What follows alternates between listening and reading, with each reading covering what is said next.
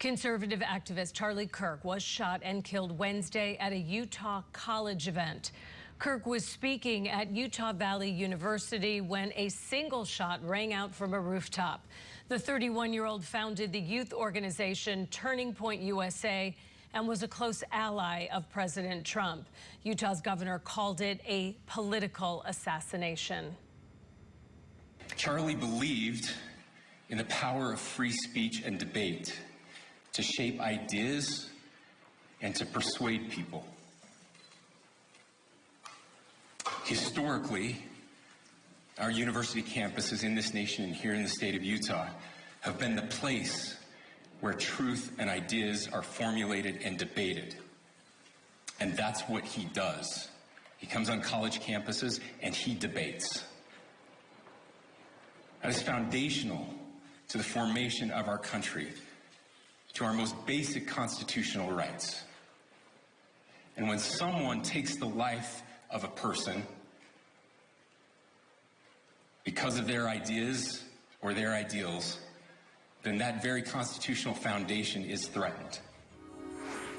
Now this morning we have team coverage of Charlie Kirk's shooting. Maura Barrett is on the ground in Utah with the latest on the manhunt, and our Stephanie Liebergen is in Washington, D.C. with political reaction. But Maura, let's start with you. We know there was a lot of confusion, as there often is, as this initially unfolded. So what can you tell us is the latest on the investigation?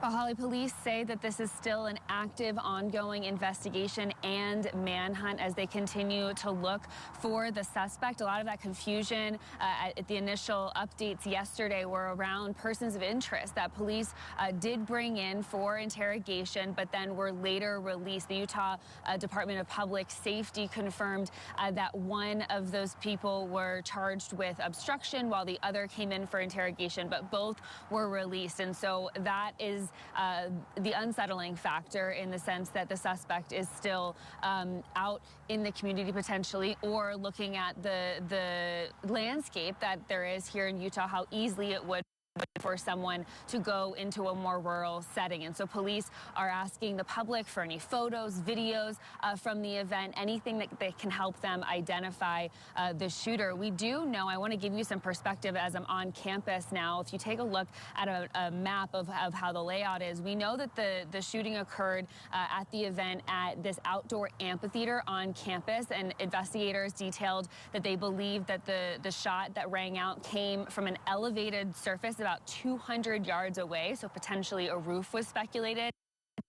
Press conference yesterday, and so we don't know if that's for sure where the shooter was, but this event was attended by about 3,000 people, and so as you can imagine, the scene that unfolded was quite chaotic. There's a lot of frustration, a lot of fear, just in terms of how often we're covering these types of shootings, especially in the nature, as you detailed, the governor calling this a political assassination, Turning Point USA, Charlie Kirk's organization, calling this point blank a murder. I want you to hear more from the governor in terms of what they're looking for and what their warning is to the shooting suspect. I want to make it crystal clear right now to whoever did this: we will find you, we will try you, and we will hold you accountable to the furthest extent of the law. And I just want to remind people that we still have the death penalty here in the state of Utah. A very stark warning there added at the end by the governor. And in terms of what we know about how all of this played out yesterday, this was the start of Charlie Kirk's tour. He goes around campuses, hosts these open debates, and they're very widely attended. We know there was some controversy about him being on campus, a petition having gone around for his presence. But as that shot rang out, it came right after Kirk had answered, or was answering, a question concerning gun violence in America. The very graphic video that we're not going to show just shows him a single shot reacting to that, kind of slumping over, and then we know he was rushed to the hospital and died there a few hours later. I wanted to hear from one of the eyewitnesses who was caught up in the crush of the scene. Charlie Kirk talks about gang violence, and right as he finished that, he was shot in the neck. I was about 50 feet away. Again, I was I was more focused on wedging my way through the crowd to speak to Charlie than actually what was going on. And I did, for a brief second, see Charlie's head like slump over, and then the crowd just pushed back. It was a stampede.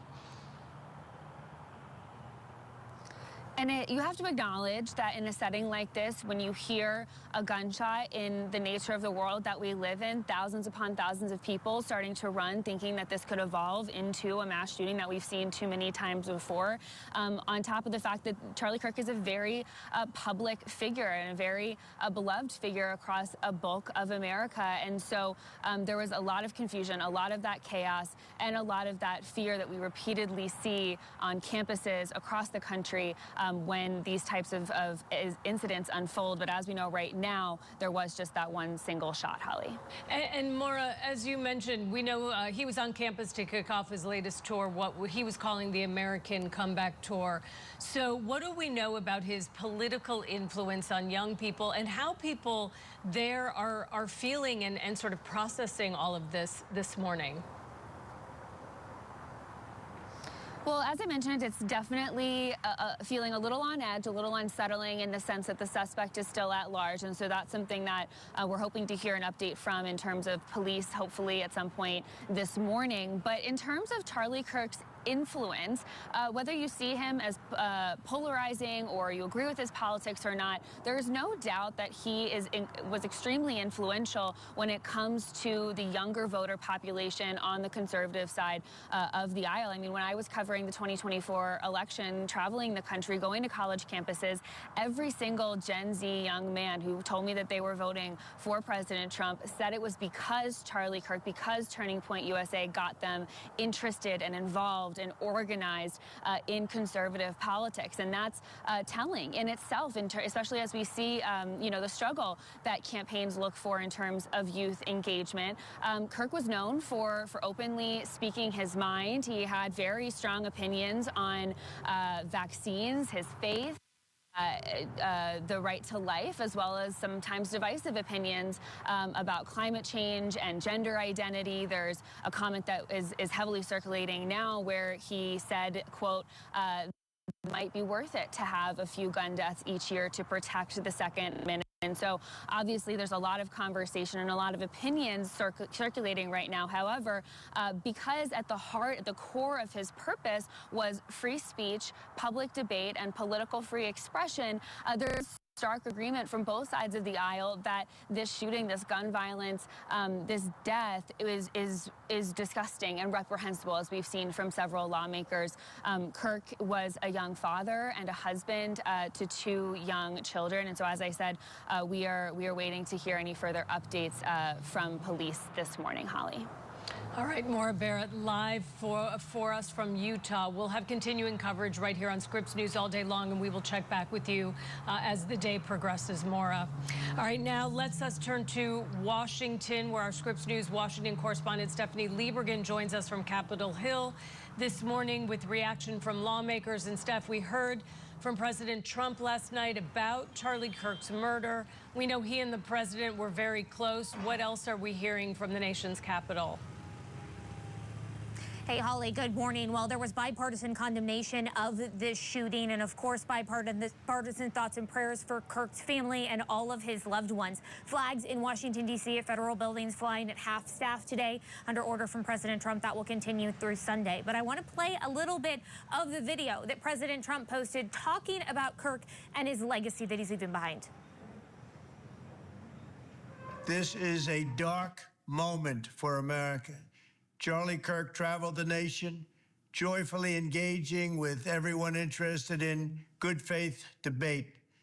His mission was to bring young people into the political process, which he did better than anybody ever, to share his love of country and to spread the simple words of common sense. On campuses nationwide, he championed his ideas with courage, logic, humor, and grace.